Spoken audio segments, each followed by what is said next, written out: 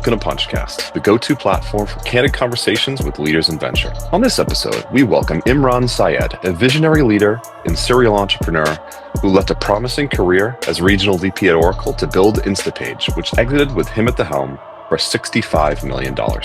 Now, he's taking on the future of work with Hashproof, a groundbreaking platform, rethinking employee retention using AI and behavioral science. Imran's passion for purpose-driven leadership makes him an inspiring guest with invaluable lessons for founders and leaders alike. Imran, here's to you. Imran, great to have you on Punchcast, and super excited to feature your story. You are a media mogul in the making in many respects, and a founder with quite a degree of success to date. But just want to tap into the personal side, right? Your childhood and so forth. You were born in Pakistan, if I'm not mistaken, raised in the Middle East during the Persian Gulf War. And could you tell me a little of your journey, from there to the 8-figure exit you had at InstaPage and now what you're doing at Hashproof? Yeah, and pleasure to be here. I had to chuckle at Media Mogul. I don't think I'm quite there yet, but appreciate you saying that and putting that out there. Yeah, it's been such an amazing journey just in terms of my upbringing. And, oftentimes my mom jokes that my father's idea of life skills was taking me from one of the hottest places in the world to one of the coldest places in the world, because one of the journey steps that's really critical to point out is Canada, and my family is also in Toronto. But I was born in Pakistan. Absolutely have great fond memories of that. We had a vacation home there for many years. I didn't live there long. I think 6 months into my life, my dad got his family visa for Saudi Arabia. My dad worked for Saudi Aramco. He was in accounting and finance, which took me over there.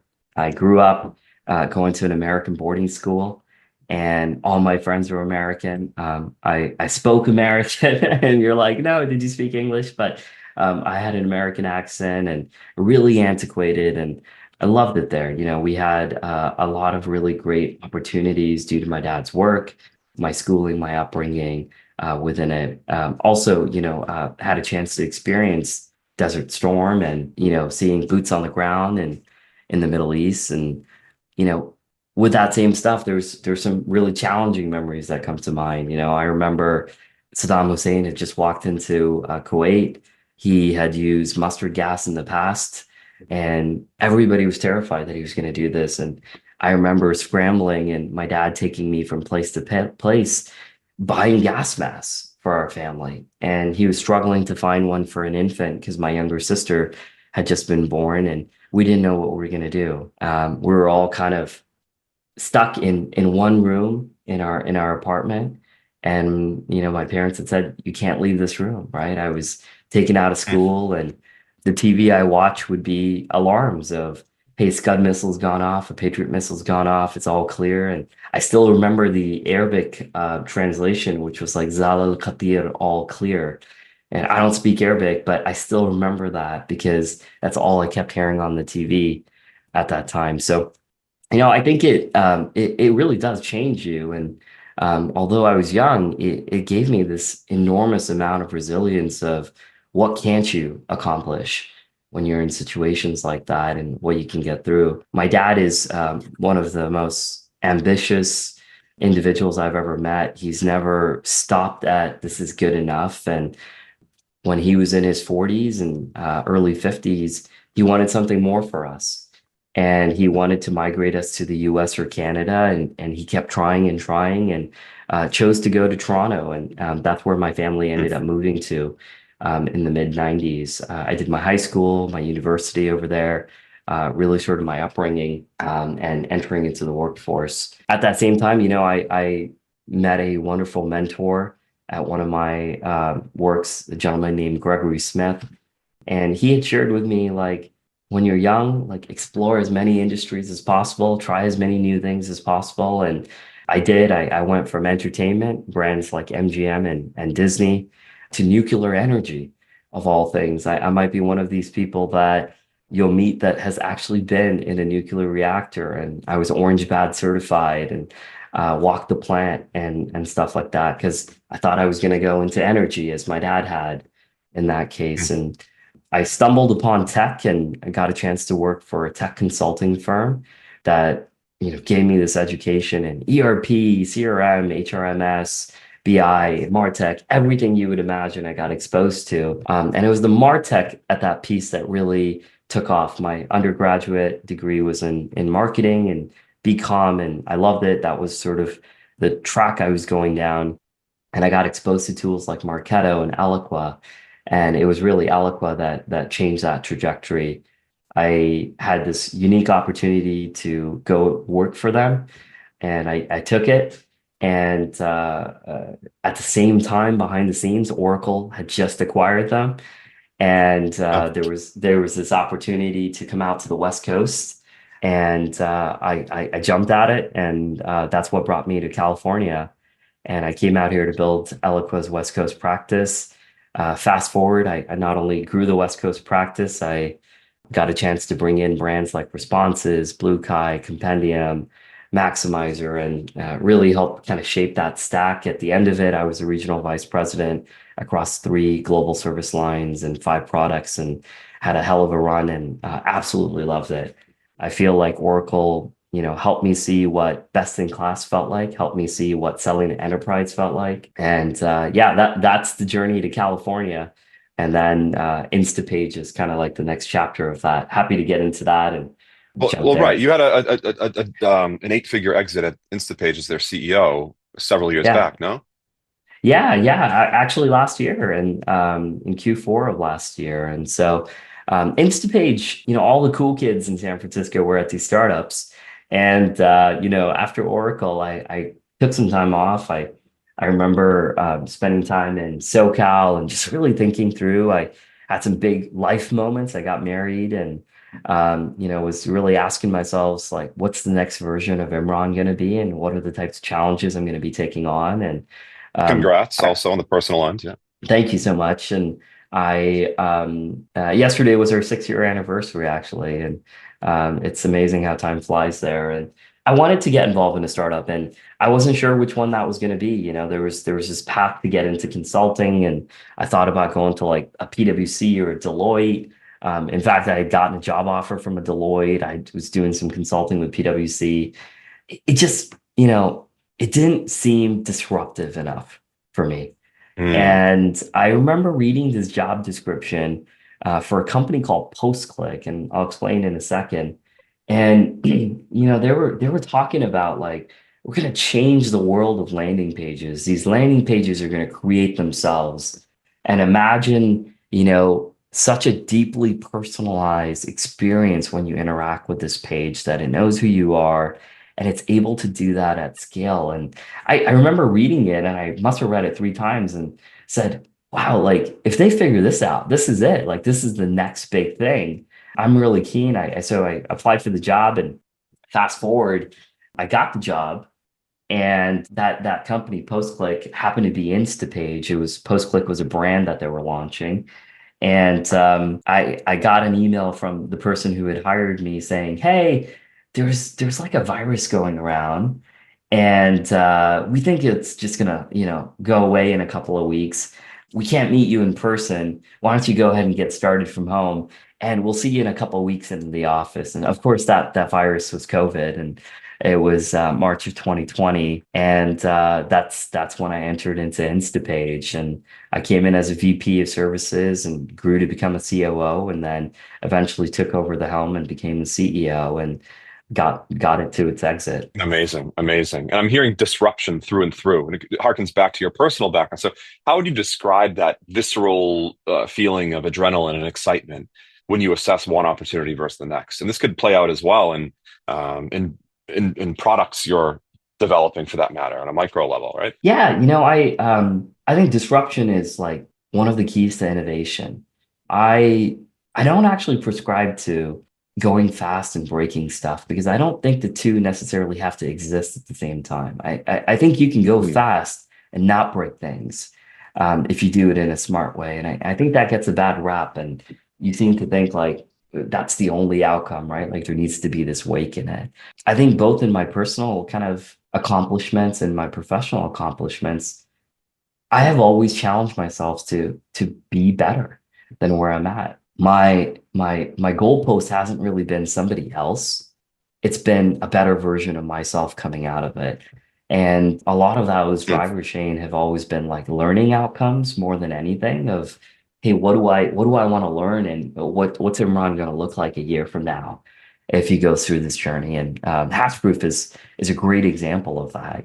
When I after departing InstaPage, it was so tough, right? You're the person that everybody counts on, right? You're 14, 15 hours a day, especially during the due diligence process, getting it all done. You've got so much loyalty to these people that you've helped elevate, and then it's just silence, Yeah. right? It's nothing. And that is a weird space, right? I think there is a fundamental difference between managing hundreds or thousands and then managing oneself. And some of us are really good at like working within this ecosystem where there's, other people involved. And then some of us really suck at managing ourselves, right? Like, we can't even get to the gym or, we Ah, can't be yeah. So right. it was a totally different muscle for me. And it was the scariest thing I could do. And that's what leaned me into it. And I said, So hey, this is what I have to do. crazy, crazy. And so, speaking of inspiration and self-improvement, if we could look back at that amazing, well, you want to describe the Gandhi and the Reagan back there, the JFK portraits, Yeah. and Yeah. how that relates to your quest. I love this artist. His name's Amit Shimoni. He paints people of history and politicians, entrepreneurs, athletes, as if they were Brooklyn hipsters and they were living today. And he puts all these like cool different Easter eggs. And it started off with a couple, and then it just became a wall. And I have to kind of fight myself to, purchasing anymore. And it's just a great reminder to me. I remember reading a JFK book early on, and JFK used to talk about like he used to manifest these great leaders of the past and actually sit at a boardroom table around them and ask them questions that he was going through. And it always stuck with me because why can't those same leaders be available for you today? I'm a student of history, and I love looking back there and saying, I need to be more decisive right now. How would Churchill do this? How can I think about this product in a way that is simple, it's easy, it's cutting through all existing norms? And I'll look at jobs. There's Charles de Gaulle out there who stood up to resilience when Hitler had walked into France and taken it over and didn't give up, went over to England and fought and fought. And so there's all of these amazing mentors for me right there that I can call on. Gandhi and the patience, Mandela and his patience, Lincoln and being steadfast in the face of all sort of calamities, right? At all times. And so it's been a great reminder for me, and also a fun topic to talk about when I get on Zoom calls, which I do too much. So No, amazing, amazing. No, very worth distributing to the wider world up there. And as far as like, there's this expression, right? That how does it go? Bad times create tough people, or tough times, excuse me. Right? It seems like that was the environment in which you were fostered with the disruption on the personal. Like I think there's research out there indicating that children who grow up in different backgrounds, countries, languages, etc., have more adaptability and better outcomes as far as financial success and otherwise. yeah, that's interesting. I the word stability comes to mind, right? And I think we believe that stability is important for growth, right? Like if I look at the plants behind you, they require a certain climate, sun exposure, watering for them to thrive and do their best. And the stability of that day in and day out creates that best environment. And I think human beings are very similar, right? Like we do want consistency in it, but sometimes it's windy, sometimes it'll rain. Sometimes there'll be gloomy days. And the resilience of that plant is really understanding that there's more sunshine than there's going to be gloomy days and getting through that. And my mindset on stability has always been the sun is always shining. You just got to look high enough and cut through the clouds. And there's just a lot of cloudy days as an individual. And when I moved to Canada, I remember switching, I think, 4 to 5 schools in the span of 3 to 4 years. And it just so happened that way. I kind of came into like grade 5 And then I switched to a junior high that went to grade 6. And then we moved out to the countryside, took me to a different school, came back to that school, went to a different high school. And those were like really pivotal times as a young man, and making friends and forming friends. And it was really tough for me, but I've got friends from, gosh, that I've carried relationships for 20, 25 years. And Mhm. my wife tells me all the time, it's like really remarkable that you've maintained these relationships, because I've just, gotten really used to these different environments around me and the way I define stability. And I would, encourage people to really think about that, because stability is just, it's a concept in your mind, and good things happen, bad things happen. And, as long as you can stay positive throughout it, you'll persevere through it. Do any other quotes drive you? We've referenced a couple back and forth. Oh gosh, I love quotes, and I think my team at InstaPage could probably attest. Every Friday, I would send the company an email or Slack message, and I used to do this at Oracle as well. And it'd be, what am I reading? What am I learning? And what am I thinking about? And the thinking about would usually be a quote that I had heard, and it stems from when I was in high school.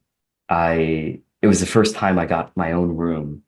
Believe it or not, I've up until that point, I pretty much pulled out a mattress from the store and slept on the floor in a two-bedroom apartment.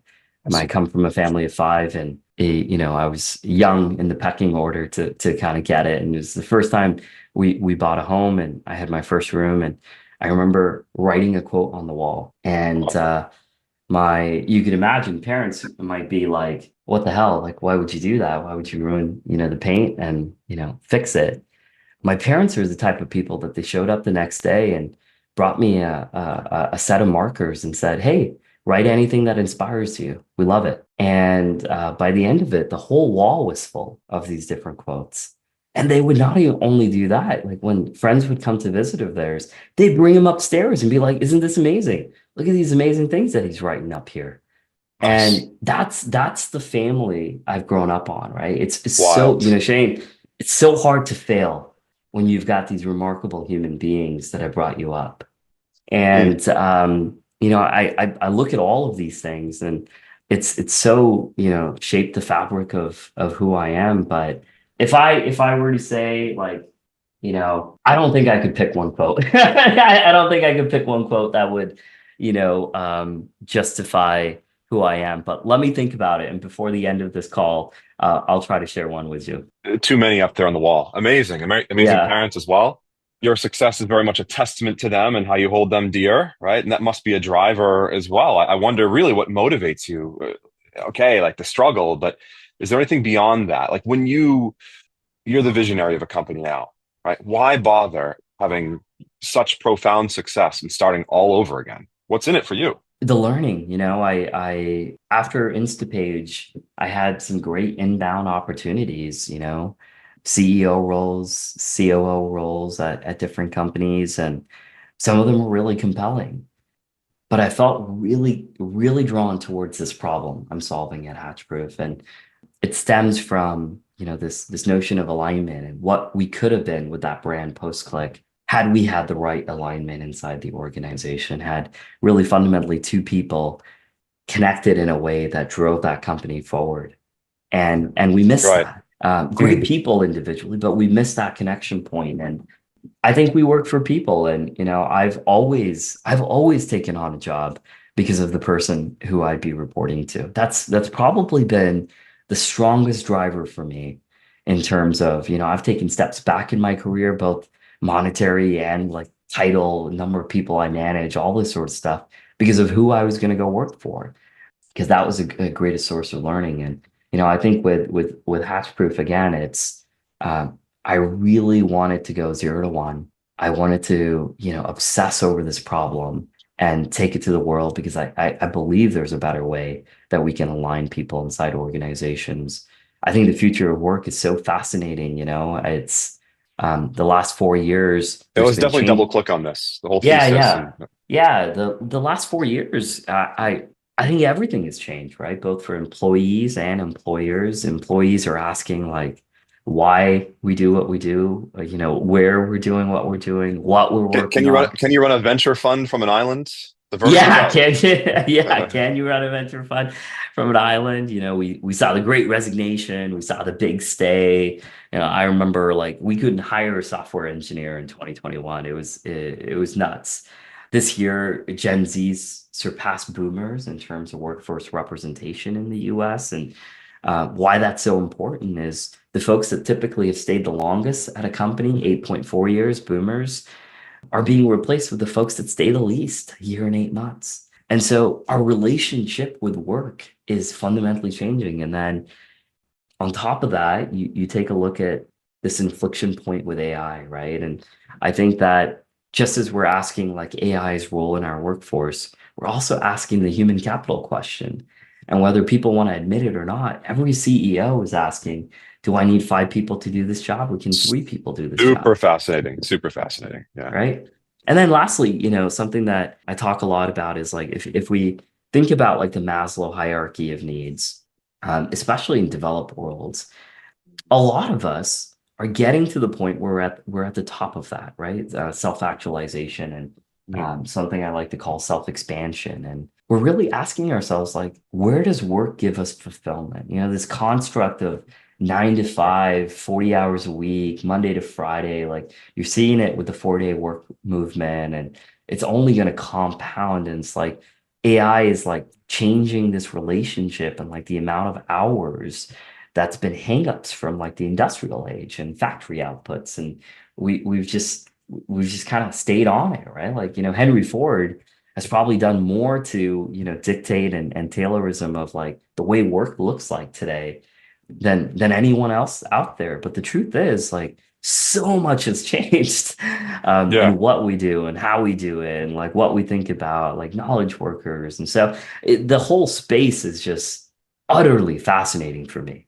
Yeah, and there's no place I'd rather be, and definitely there's no place I'd rather be building than in the future of work. Cool. Yeah. So tell us more about your company and what exactly you're after. Yeah, so Hashproof, we're using behavioral science and AI to drive how you hire, how you onboard, and how you follow an employee through the full employee life cycle. So your one-on-ones, performance reviews, OKRs, all throughout the organization. I again lean into you work for people, right? You probably heard the stat 80% of us will stay or leave a company because of who we work for.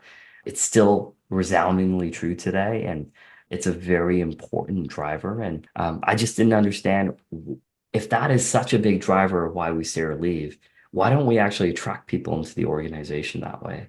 We do it still skills based, right? And again, hang up of the industrial age of I need this, you have this, creates a job analysis, creates a job description, creates a resume. We do this matching algorithm. We got a little bit smarter along the way and introduce applicant tracking systems to help us manage large data sets as a whole. But it's still the same, right? I need this, I need that. And Shane, like the truth is, like 6 months into a job, your job description's done, right? Like you're probably doing 10% of that.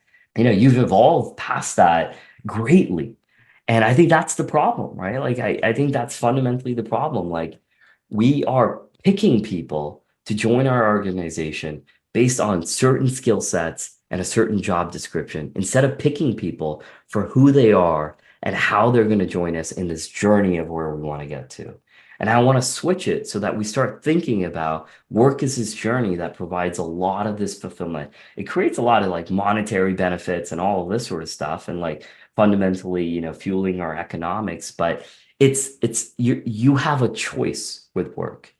And when you look at folks that are really happy at work, they're generally tied to a leader that has created that environment, created this vision, created this cause they're built into, right? How can Sam Altman be like, you know what, I'm going to quit, I'm going to resign, and 700 people signed this declaration that we're walking out with Sam, right? He's created this movement of like, we believe in this person more than we believe in this board, more than we believe in this like organizational structure, this construct. We believe in this person, and this person is going to take us to where we want to go next. And I think that's like one of like the best examples I can share of like how important people are in this whole equation. So we can figure out like who you are based on your LinkedIn and like what you post about, what you talk about.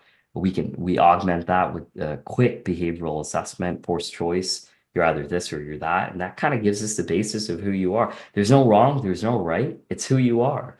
And then on the flip side of that, we're actually matching you up based on hiring managers' needs. Once you're hired, we customize your onboarding, and so I got really If I may tired of, politely yeah, interject, yeah, I can't yeah, help of but ask, are course. you testing this Yeah. internally as well? I mean, you Yeah. paint you in as positive a light as possible, right? Nothing super. I like to tease a little bit.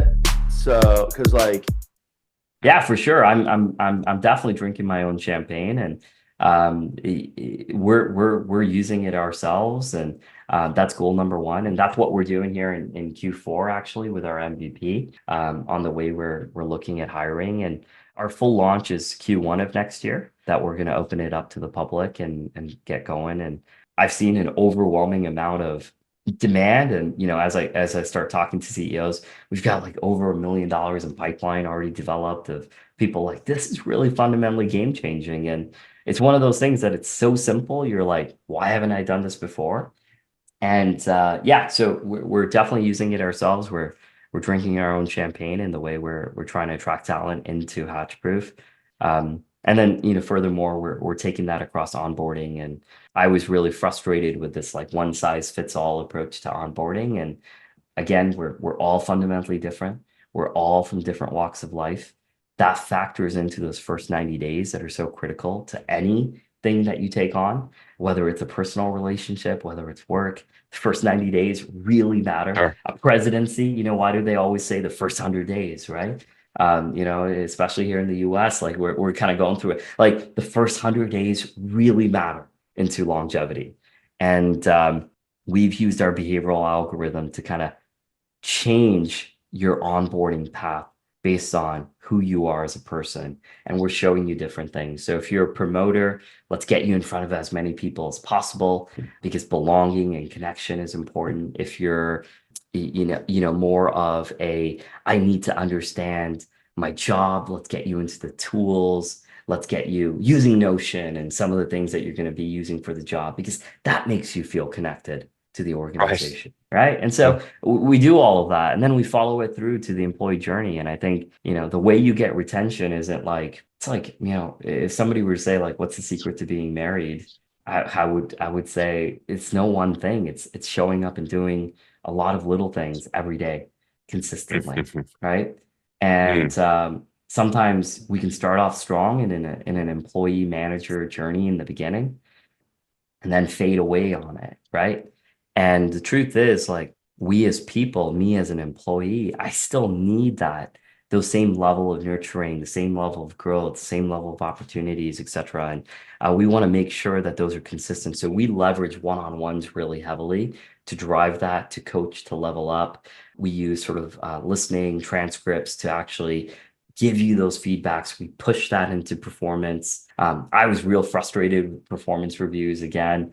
I think like doing this annual performance review is a hang up of like the industrial age. Yeah, sure, sure. And I think And I was going to performance, ask, like, you're yeah, talking about Taylorism and Ford and how these folks really yeah. shaped work as it stands today with the AI at an inflection point here, remote work, Gen Zs, this confluence of factors. How are you? And you're at Oracle.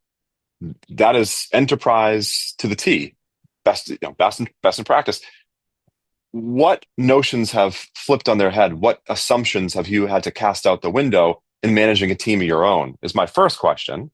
And I'd also like to know where you go for advice. Yeah, I have always said the most rewarding part about managing people are the people, and the most challenging part of managing people are the people, right? And Shane, I never sought to be a people manager. It's interesting. I think if you exhibit signs of leadership and the people follow you, and that has really, in fact, when I joined Oracle or Eloqua Oracle, I took a real step back in terms of how many people I managed in my career and went in as like a management consultant when I first joined, and I was an army of one working on a team. I grew from there, right? And I had a lot of amazing leaders that helped pave that way, but a lot of it came from being the type of person that others want to follow. And I've always just, tried to be a person that's a leader and takes on stuff. I never ask anybody to do anything I myself am not willing to do. When I joined InstaPage, like I was literally building decks and I was, getting on every sales call and, helping to coach people that aren't even in my department because I had a very specific job of like proving there was a market for this PostClick product. And we went from zero to millions of dollars essentially in a very quick period of time because I've never really thought about leadership as like a title, a boundary, it's just like you just get involved and, people follow if they want to, right? And it's totally their choice. Oracle did have, Oracle, was also inspirational in my Hashproof journey. I remember when I became a regional vice president, that was a big deal in 5 years, in a company of that size. And I remember getting two M level. M was their rating system for managers, and they had IC, and I got two M level promotions in the same year, which was pretty unheard of at Oracle. And but I also remember like I reported to a couple of GVPs and two of them, like Ed and Tony, Tony Nadalin, Ed Henrik, were like these amazing, brilliant people that I learned something from. Ed was a rocket scientist or, absolute genius that came from responses. Tony is such a, one of the things he always said to me was like, make value visible. And it still stuck with me. And There's your quote. Yeah. Yeah, there's my quote. Yeah, thanks to Tony, he would always say make value visible, and he did a lot for my career, and I've still kept in touch with both of them, as you can imagine. But then I got a GVP that, oh wow, like completely opposite, right? It was my third boss in 2 years, and it changed my entire outlook on the company. And isn't it strange how that happens? Like something you love. Like I thought I was going to be Mm. almost a lifer at Oracle, right? Like, it's like it just changed it. Like work went from being fun, from me wanting to, be away from my family, from me, going to client sites and traveling the world, speaking at conferences, being an advocate, to I'm not having fun anymore. Yeah. Right. And a boss has the ability to do that. Right. And so I do remember that because that has stuck true to me and it has influenced who I am. When I think about your second question about like who influences me, I take a ton of inspiration from people in history, people in books. I'm like such an avid reader. Yeah. Tell us about a book if you could. Yeah, One yeah, you're my really my keen on. Yeah. Yeah. yeah, probably my favorite business book of all time is called A Failure of Nerve, by Edwin Friedman. It's a bit of a tough read, but one of the concepts it talks about in there is there's no such thing as a one-to-one relationship, and everything is a 1 to 3 relationship, and it comes from family psychology. And I remember being at a conference and learning about this concept, and then picking up the book and digesting it, but it just fundamentally changed the way I thought about relationships, and it's true at work Could you too. unpack that? I don't quite Yeah, understand. for sure. Yeah, for sure. Conceptualize Yeah. that.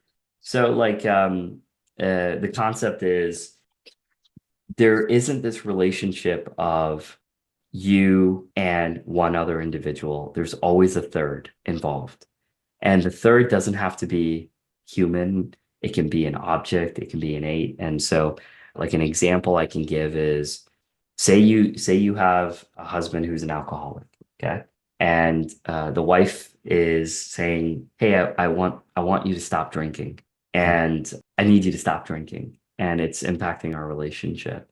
The concept is that it's not the husband and wife as a one-to-one. The third in there is alcoholism, right? And it's the drinking. And there's this relationship that the husband has with alcohol. And the more you push him to stop that, it pushes him towards that.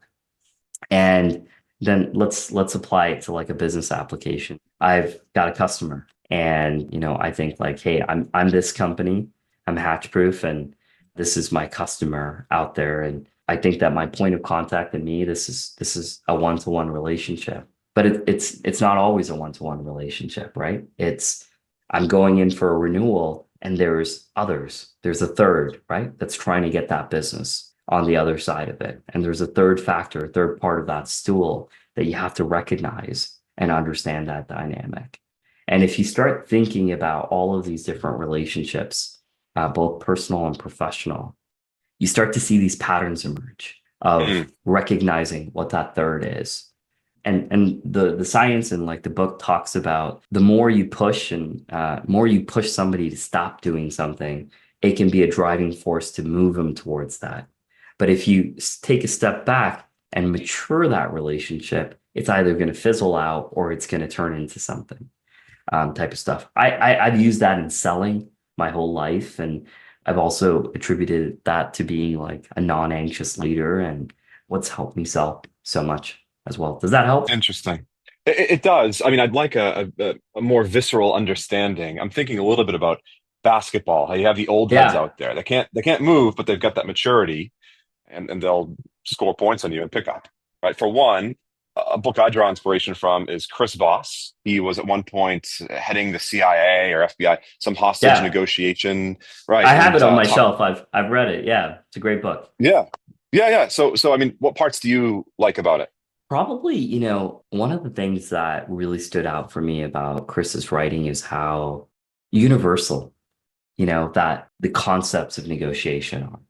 And, he's counterterrorism, right? As he starts with NYPD and, kind of grows from there. But I think we really think that like our situations are very unique, right? And probably Chris kind of depicts it in a way that, hey, you can use this across so many different examples and instances. And that's one of my takeaways from that book. How about yourself? What was your biggest takeaway? Yeah, absolutely. Just practically applicable when I'm engaging with someone, whether it's negotiation related or otherwise. I try to put them in one of his three buckets. The leader who frankly likes to take the mic and maybe they're expressing their thoughts. They need that headspace. And you just want to be the yes man in that instance, at least on the line. Okay, tell me more, right? Appeal to their ego in a way with positive intent, right? Versus the accountant, who they're going to crunch the numbers, they're going to ask questions. Don't try and force it, give them their space. And thirdly, the people person, and they'll assess the value of a call by how long it was extended, right? Just, general framework, but I tend to extract a lot of value out of that. Yeah. He's cool. I've seen some of his clips too, and almost has this like demeanor that, nothing phases him as well. It's interesting to watch him as he speaks. Yeah, but back to your book, the one you recommended earlier. The title again? Failure of Nerve. Failure of Nerve. Yeah, by Edwin Friedman. And so you've got this concept of an emotional triangle. And the second thing he talks about in that book that really stuck for me was peace mongers. And I've seen this throughout my career, and this is probably the worst type of leader that I've worked for. And a peacemonger is somebody who seeks peace at all costs. And, they can be really detrimental to an organization because they're not really holding people. No backbone. They're not holding people accountable. They're not, they're not pushing forward on a vision because they're too afraid of like the risk. It takes courage, to say, hey, I'm going to go do something and actually put it out there and say, I'm going to go do something. And yeah, there's a chance you're going to fail. Yeah, there's a chance you're going to succeed, but at least you did it, right? Like, you went for it. And, peacemongers I've experienced one that like would almost like back channel and create a division between leaders inside the company. And it was just, it's probably the worst work, man. type. Yeah. Cool. How about angel investing? Just segueing over to that topic very naturally. What's your take on that? Do you have any exposure to that asset class being in the Valley? You must see a ton of that anyway. Yeah, I do. I get approached like, hey, would you want to angel invest in anything? And I have like traditional investments, right? Whether that's stock markets, crypto, real estate. I haven't done any angel investing in any other organization outside of Hashproof myself. And that's probably a hang up of like, if I think about, who do I believe in the most, it's at the end of the day myself, and in terms of what I'm going to be able to produce. And I always tell people, like, there is this, version of me that and like through the media and me as a leader that you've been exposed to, but I really know who I am, right? Like I look myself in the mirror and know what I'm capable of. Totally. And I haven't, spent or invested the time to get to know somebody to that level. And I think for me to angel invest in something, I'd have to be like, yeah, this person's like, yeah, they've got it. They're going to obsess over this until they get it. They have this resilience that's like nonstop. Yeah, laser focus on it. Sure. Yeah. Yeah, cool. Crazy, by the way, that we're considering now among traditional assets, crypto, as you Yeah, mentioned. So, yeah. It's had a good run the last couple of weeks. That'll be interesting to see where it heads. yeah. A question about your golf game, if we could, right? I like to play out here on the island. Definitely, yeah. So, does it Oh my matter? God. This is the controversy, right? Whether you're a scratch player or just absolutely terrible. So I'll tell you how I got into golfing. I just started during the pandemic, and again, I joined InstaPage, and you recall me saying like, "Hey, we'll see you in a couple weeks, and this thing should go away." And of course, those couple weeks turned into months, and we didn't know what was happening. And I really wanted to meet the guy I was working for, and golf was something that was available to do because of the social distancing. And I said, "Oh yeah, let's go hit the driving range, and let's go do it." And I had a set of clubs, maybe played golf like never. Yeah. I picked them up because I think I like the idea of golf, and I show up to hit this driving range, and a gentleman that worked with us had actually set up a round, and I was terrified, Shane. And next thing I know, I'm like teeing up, and hadn't really played golf in forever, and I I hear you. was terrible. And I must have lost all these balls and, frustrated. And imagine, right? Like I'm meeting the person I'm working for the first time. He's like the COO of the company. And I'm like terrible at this, outing that we do. But I left and I was like, in a weird way, that was exceptionally fun and frustrating. And I took it upon me to like, just get really good at it. And I started playing quite often and regularly, like at least once a week, and improve my game. And I think golf teaches you a lot about an individual, right? Sure. I have interviewed people on a golf course. Believe it or not, I believe it. I get a sense of how you handle frustration, because it's always going to be frustrating. Do you cheat? Do you cut corners? What happens when things are working really well for you? What happens when momentum isn't going your way?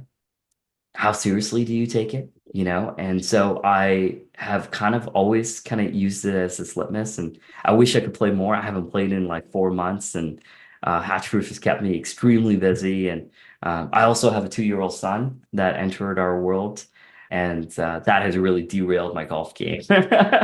Nice. Wow. Awesome. Yeah, no, likewise. And I think there's some other research attributing spending 3 hours and guys, not that the game of golf is not exclusive to men, but we tend to bond over shared activities for what that's worth.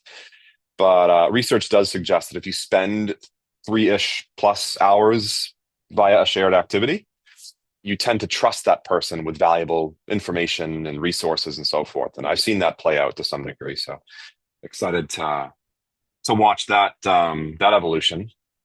What's one piece of advice you've received amid all of the quotes and books, but distinctly from a mentor at some inflection point of your journey that you've distilled and you're now instilling it on others, right? Be it employees. Or is there just kind of a collective mindset we know you're all about people, but how do you communicate this to others? One of the best pieces of advice I got was written on a card for me. And it was when I was leaving Ontario Power Generation, and Gregory Smith wrote at the end of the card, "Your horizon is bigger than you think it is," something like that. And I didn't know what that meant. And the world's such a big place, Shane. And, when I was in Toronto, I thought like, hey, I'm gonna work at some of these brands. I'm gonna grow up in some of these companies. And I didn't think about like, I'm in tech. Let's go be in the mecca of tech and get to San Francisco. I didn't think like globally in that case, even though I had come from such a global. And I think that's where that really clicked for me of connecting my career to those shared experiences and making sure that I thought globally as part of it. And then if I may, I'd love to share another that was really influential for me. And I was working at Walt Disney and Rogers Communication, which is a really big media organization in Canada and a family, Ted Rogers family, came in to do some joint collaboration talks. And I remember being in the meeting, and it was my boss's boss at Disney, that was in the meeting. And a gentleman came in, and I think he was like maybe like the senior vice president of marketing at Ted Rogers. And I was like in awe of him, right? He was there with his assistant, and they were talking about like SMS ideas and how to connect Rogers with Disney and some of the things that we could do and collaborate. Maybe an hour-long meeting, and I had all of these ideas as they were talking, right? All of these ideas. And I didn't say a word in the meeting because I didn't think it was my place. And I A didn't bump on a find, log or what? yeah, Overly humble?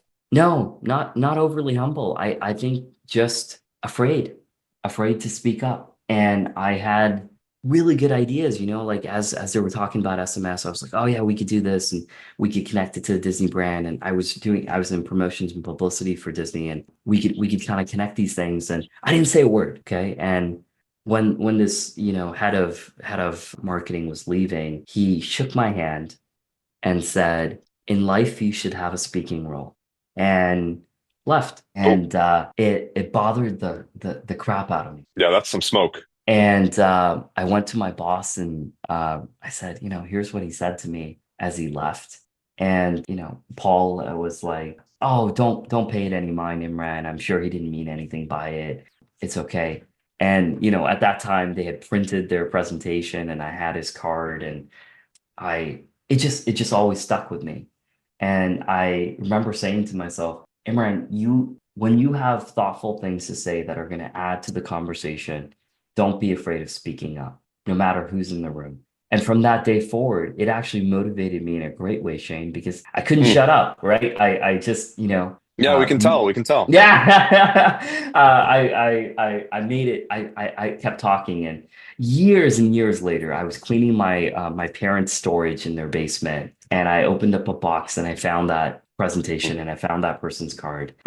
Years later, and I remember the card, and I decided to email him, and I said, "Hey, you're probably not going to remember me, but here's the meeting, and this is what you said to me, and you made a profound impact on my life because I found my voice after that. And I really appreciate you saying that. And I don't know the light in which you said it, but it made an impact for me. And I appreciate It's like it." approaching your high school bully or something.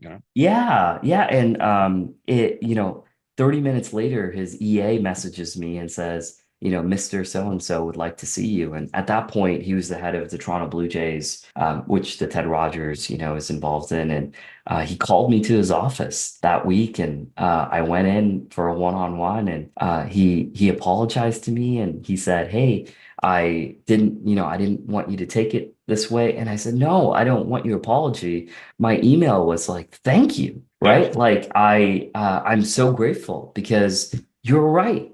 I had something to say and I should have said it." And like, I'll never forget that moment. And what a wonderful human to even, call me back into his office and have this conversation. And he had like such a stellar career. And,